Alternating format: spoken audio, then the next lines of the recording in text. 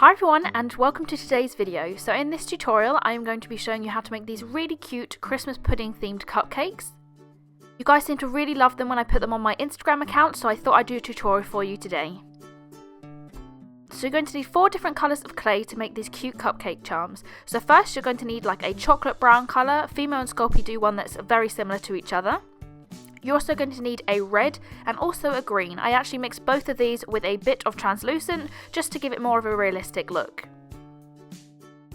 And last but not least, you're also going to need some white clay. So for tools, first you're going to need a flexible cupcake base mould. So I get mine from Miniature Sweet on Etsy and they're the 14mm size. I'm actually making 3 cupcakes in this video because I was making them for my shop.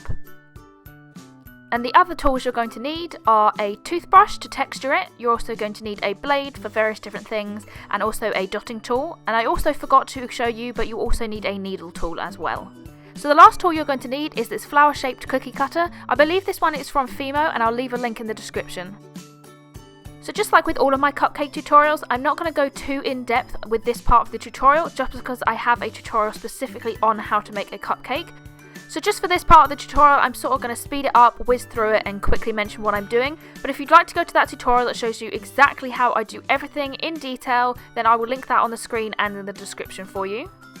The first thing you need to do is just put the colour of clay that you want to use for the cupcake base in your mould and press it down firmly.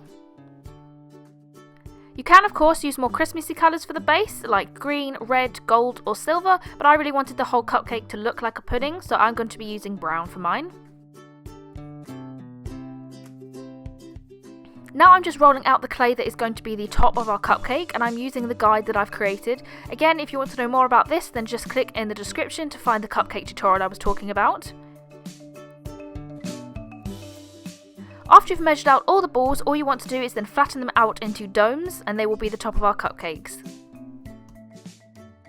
So now just take the top of your cupcakes and add them to the base. You want to do this quite firmly and make sure that they are as centered as possible because you don't want your cupcakes coming out wonky.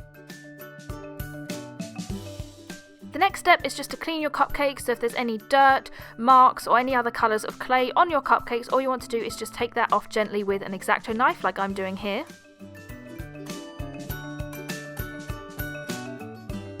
So this is one of my favourite parts, so now you're going to take your toothbrush and texture the top of the cupcakes. This is a great way to make sure that the cupcakes aren't wonky, as you can change the shape as you texture.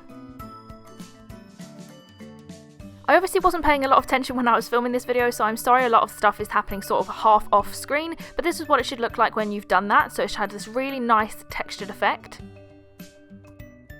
So I'm adding a face to my charms, but this is completely optional. If you'd like to do a more realistic one, then you don't have to add it. So just like with how to make a cupcake, I'm not going to show you in depth on how I make faces in this video, as I do have 2 separate tutorials which show you how to do that. So they're linked on the screen right now and they're also in the description. So let's move on to making this cupcake look like a Christmas pudding. So I'm taking a ball of white clay and gently flattening it down with my fingers. My white clay is extremely soft. I don't recommend using clay that is this soft, but it's the only white I own currently. So I'm just patting that down with my finger, and this is going to be the icing on top. So once you've got it to the thickness that you desire, just take the cookie cutter and cut out a flower shape. Remove the excess clay and then gently flatten down the shape so it becomes a little bit more irregular.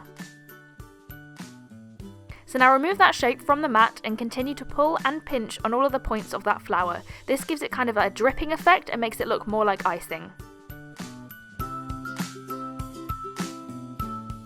So once you've got a shape you really like, all you want to do now is put it on top of the cupcake. You want to press firmly down, and if you want, you can make it look more like it's dripping by pushing down on the points slightly more.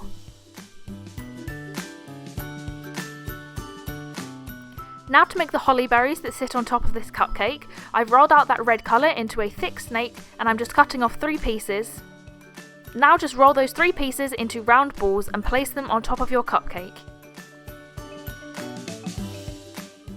I'm placing them in kind of a triangle pattern and leaving room for a little leaf, which we're going to do in a second. So to make it easier to put an eye pin in this charm later on, I'm just taking my dotting tool and I'm poking a little hole in the top where I want my eye pin. So to make the leaf shape, just take a small ball of green clay and roll it more on one side than the other. Then you want to do is just flatten this down and you've got a leaf shape.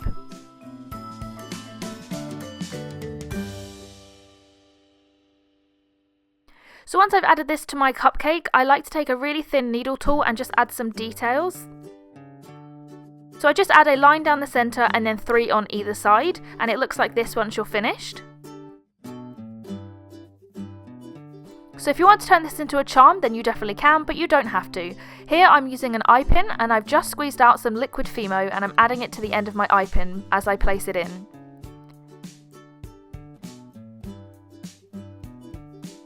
This is going to secure the eye pin a little bit stronger than if you just placed it in without any kind of adhesive.